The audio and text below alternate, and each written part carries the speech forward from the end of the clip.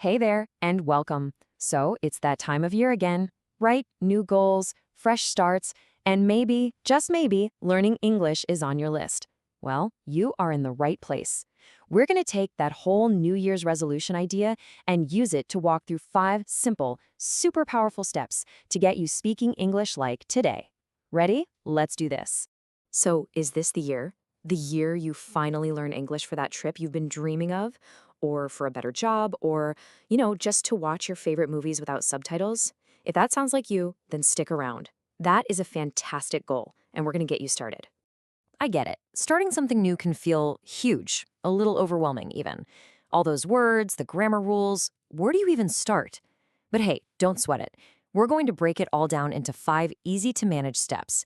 Think of them as your first 5 tools for your English building toolkit. Okay, first things first. We're going to start with the most important subject there is, you. Seriously, the very first thing you need to do in any new language is learn how to introduce yourself. And for that, we need one very, very important verb. And here it is, the verb to be. This little guy is one of the most important verbs in the entire English language. You use it for everything. Your name, your job, where you're from, how you're feeling. It's the absolute foundation for our first step. So let's see how this actually works. It's way easier than it looks, I promise. For I, you always use am, like I am from Japan. For he, she, or it, you use is. He is from India. And for everyone else, you, we, they, you just use are. You are from Brazil. And just like that, you're already making complete sentences. See? Awesome. So you can introduce yourself. That is a huge first step. Now, let's talk about what you actually do. Your routines, your job, your hobbies. This is how you start to paint a bigger picture of your life in English. For that, we use the present simple tense, but this time with action verbs. This is what we use for things that happen all the time or are generally true.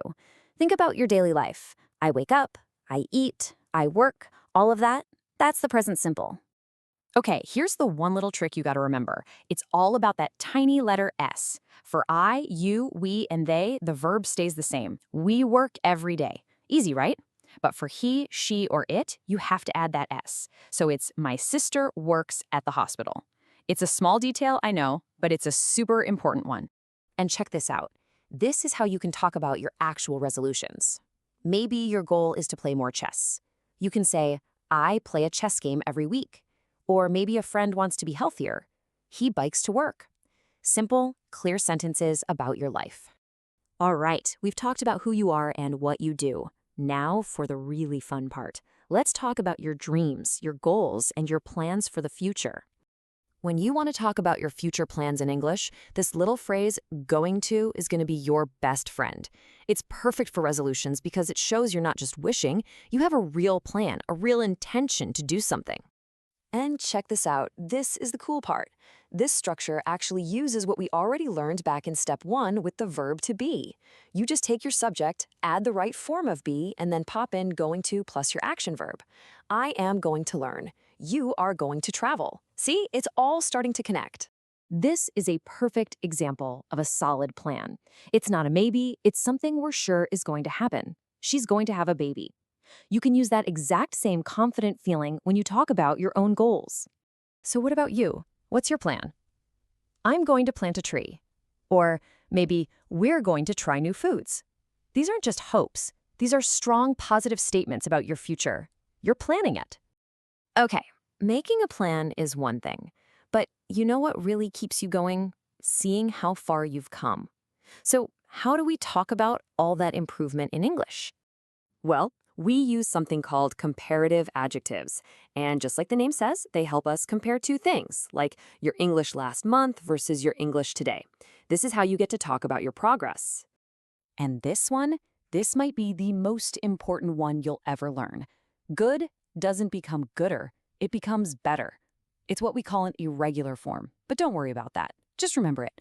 It's such a powerful word to show you're growing. And you can use this idea for all sorts of things. Maybe now reading English feels easier. Or perhaps your speaking is getting faster than it was before. And because of that, you feel happier. These words are key to describing your learning journey. Okay, last step, and this one is all about celebrating. After all that hard work, you've got to be able to talk about your biggest wins, right? This is for when you don't just feel better, you feel the best. For that, we use superlatives. So if comparatives compare two things, superlatives pick out the number one, the absolute top, the biggest, the fastest, the best of the best. So let's break it down. Remember how good became better? Well, the superlative is the best. For a longer word, like interesting, it becomes the most interesting. The main thing here is you're talking about the absolute number one. So imagine this. You follow through on your resolution to try new things. And you have a meal that isn't just good, it is the best sushi I've ever eaten. That's how you talk about those amazing new experiences that your hard work can bring you. And that's it. 5 powerful tools to kickstart your English journey. You now have the basic grammar to talk about who you are, what you do, and what you're going to achieve. That's huge.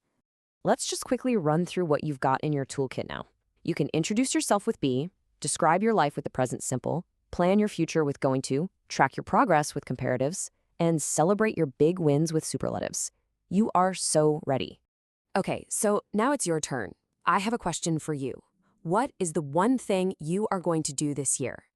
Don't just think about it. Right now, pause and actually write it down in English using one of the tools we just talked about. That right there, that's your real first step. And with that, I just want to say good luck. Remember, every huge journey starts with one small step, one simple sentence. You've totally got this. Happy New Year and have fun with your resolutions.